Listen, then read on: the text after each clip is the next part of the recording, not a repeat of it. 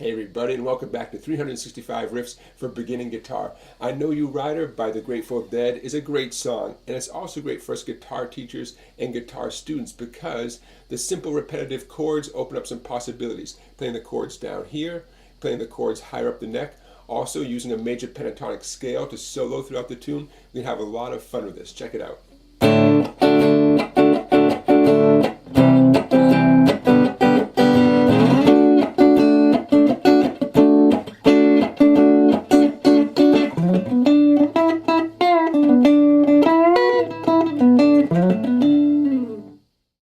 Let's talk about the basics. For this song, you need D major, C major, G major, and I encourage you to do it with middle ring and pinky, and you need F major. If you have any concerns about your ability to play an F chord, let me give you some good news. I'm going to show you more than one way of playing F in this song, and also in the description to this video, you'll see a link to a video I made giving you lots of tips and advice on playing a variety of F chords, okay? So don't let that stop you from mastering I Know You Rider. Now let's talk about the strumming. We could keep the strumming very simple, like this. Know you rider gonna miss when I'm gone.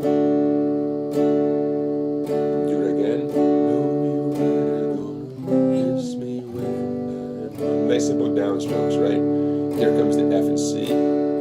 Miss your baby, rolling in your arms. Now, even though this sounds so simple and almost too easy, right? For some of you, I know changing chords is going to be the real challenge. So it's good to keep the strumming simple, okay? Now don't worry, we'll get into some fancier strumming in a minute, but that's a way to get you up and running there. So we've got our 4 chords, we have our down strums. You can see the form of this tune is very straightforward. The first line happens twice, the D, C, G, D part, that happens twice. Then comes the F, C, F, C line, and that's it. That's the entire tune, okay? Now stay tuned because we're going to talk about fancier strumming. We're going to talk about alternative ways to play those 4 chords up and down the neck. And we're going to talk about soloing over this tune using a nice simple major pentatonic scale. Sound good? All right, here it comes. Here's a strum pattern that really fits the groove of the tune. I'm going to illustrate this with a D major chord. It's going to be a nice simple series of downs and ups, but in a minute we'll kick it up a notch with some chopping downstrokes. Okay? First though, here's how it sounds.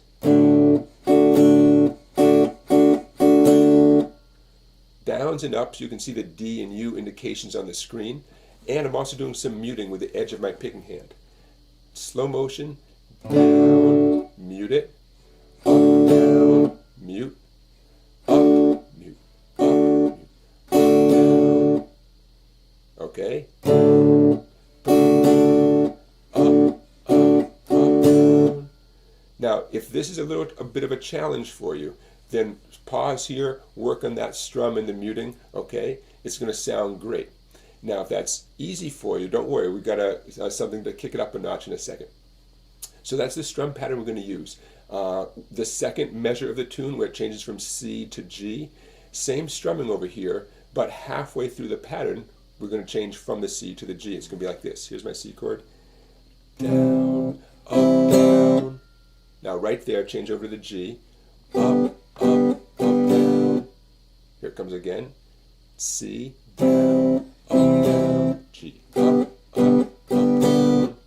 Okay, by the way, here's a really good argument for mastering G with your middle ring and pinky. It's absolutely the easiest way to change from C to G. You're going to have to practice it a little bit, but with a little bit of practice, you'll be glad that you can play G with your middle ring and pinky. Okay? Even if it feels like the slow way to go right now, don't worry. You'll be glad you did it. Okay, so that strum pattern works great for this whole D, C, G, D section, the first line of the tune. Once you get to the next line of the tune, the F, C, I would stick with those ringing downstrokes. And then back to the pattern on the D. Okay, so nothing fancy in those F's and C's. Hit it and let it ring, you know? Okay, so in the next clip, I'm just going to sing through the verse and the whole tune, the form of the tune. I'm going to sing through it with the strum pattern we just did. And then after that, we'll insert that chopping sound, okay? Now, stick around because we have yet to explore some of the voicings for D, C, G, and F up and down the neck. We're going to do that, and I'm going to show you a great scale for soloing along with the tune, so don't go anywhere. Okay, here comes the tune with singing and strumming. 2, 3. I know you right gonna miss me when I'm gone.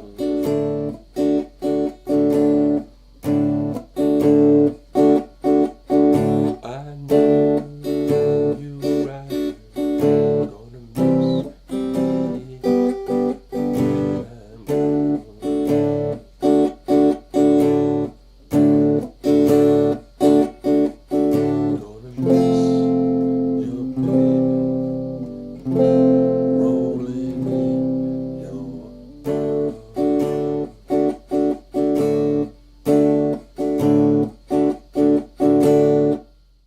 So let's make this strum pattern a little more sophisticated by inserting some chopping sounds. When you do a chop, it's always a downstroke, and as you come down, the edge of your palm touches the strings first, all 6 strings, and then you strum. You don't have to strum all 6 strings, but it's good to have that insurance that you've muted all 6 strings, and then it doesn't really matter which strings you hit, because you're going to get that sound no matter what. It's crucial that we don't hear any ringing. No string should be vibrating at that point, right? You've covered everything. Okay? Now, out of the context of a song, this is no big deal. You rest your hand there and you scrape the strings. But in the heat of the moment when you're strumming and changing chords, I know this can be tricky. I've seen students really struggle with this for a few practice sessions, okay? Very few people feel comfortable with this on day one, but give yourself a couple of practice sessions and I know you'll get it. It's really important, it's really popular. You're going to find this in lots and lots of songs, so it's worth a little bit of sweat. So here it comes in the context of I Know You Rider. I'm going to illustrate this again with the D chord.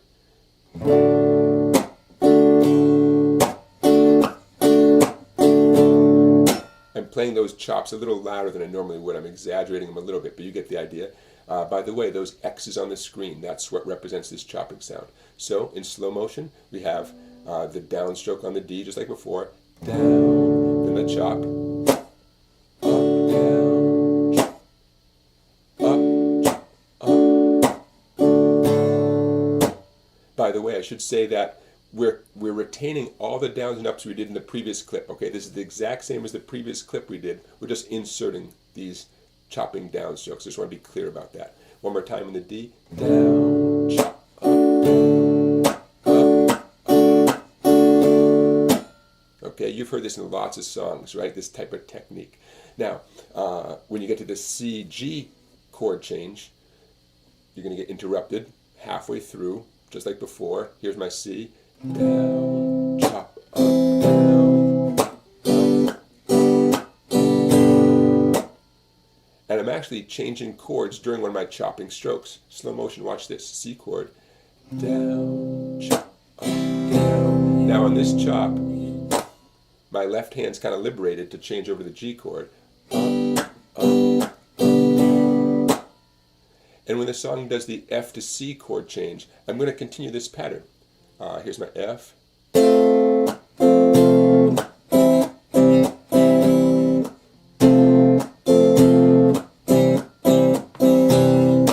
So same concept as a C to G chord change, it's just F to C, that's all.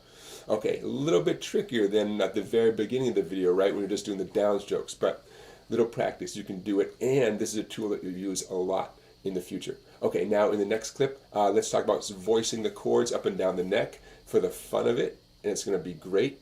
And then at the very end, let's talk about soloing over this tune using a pentatonic scale. Okay, here comes.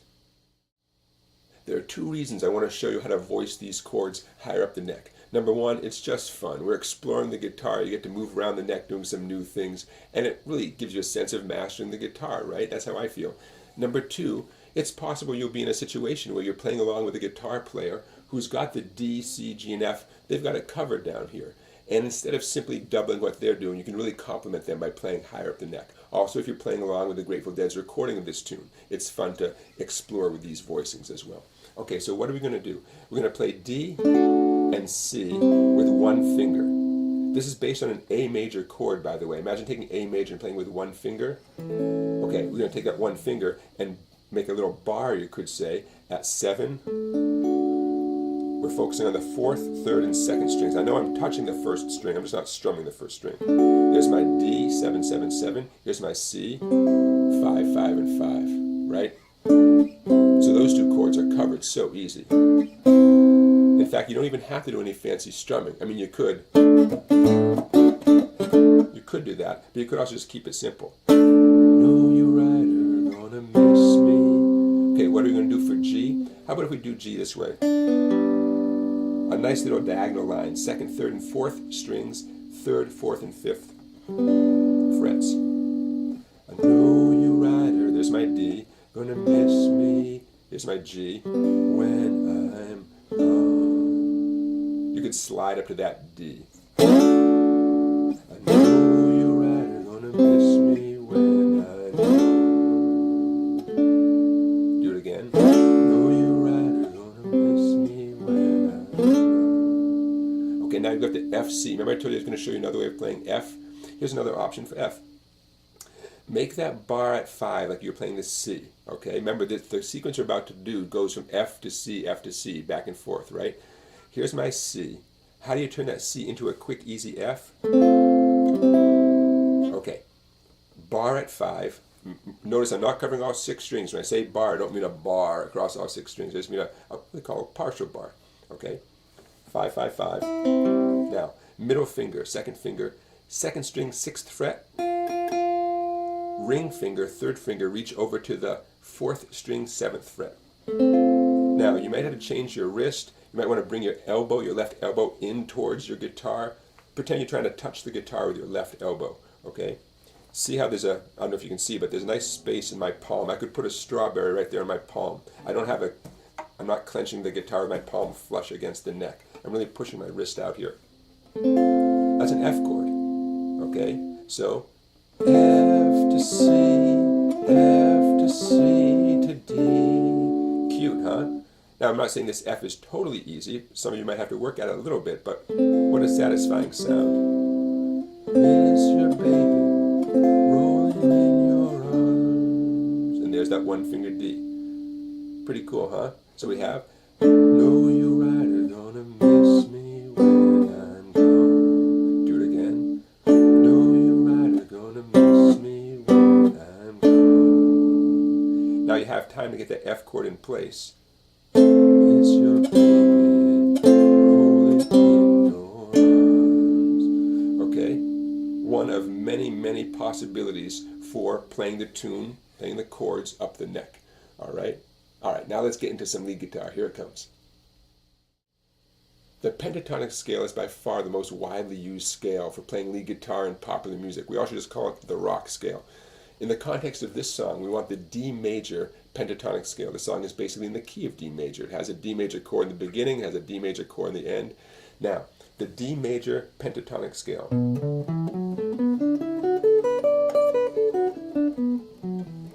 Here's your challenge. Number 1, memorize the scale.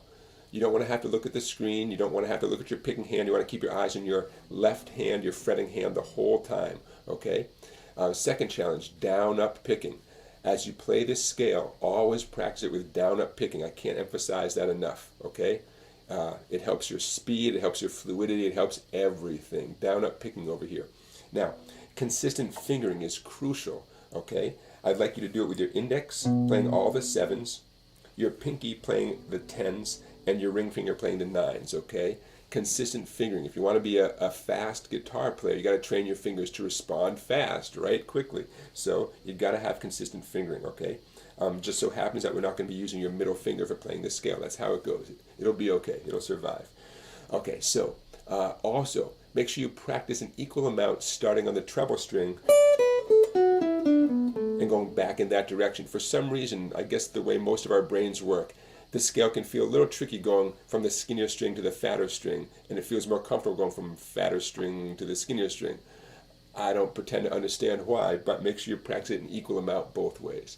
Okay, so we have the D major pentatonic scale that you're practicing, you're memorizing it, you're doing down-up picking, all right? Now, of all the guitar players out there, Jerry Garcia is definitely an example of a guy who would solo using scales way beyond the pentatonic scale, but it does fit the song very well, and I'm sure he would approve. Okay, so this scale will allow you to solo throughout the whole tune, to improvise throughout the whole tune. My advice when you're playing the song, First of all, get the original recording. We know one of the live recordings, the Europe 72. You can't go wrong with a Europe 72 recording of this tune. Crank it up nice and loud. Get your scale ready. Okay, get warmed up on it. Play it a bunch of times. Get warmed up. Now insert small phrases in between the lyrics. So here I am ready to go, and I hear, "Know you right are gonna miss me when I'm gone." The words end, and you go, "I know you right are gonna miss me when I'm gone. Miss your baby rolling through your arm." Okay, it's a good way to get started. Plus, it teaches you phrasing. It curbs the tendency for most of us, which is to play a million notes all the time. Okay, don't do that. Okay, let the singer sing, then you play. Let the singer sing, and then you play. Okay, it's a good way to get started, and it's a good habit in general for lead guitar playing. Okay, everybody, that does it for this video. Please give this video a thumbs up. Please subscribe to my YouTube channel. Please check out my website, Songbike, down there, and I will see you for another great song tomorrow.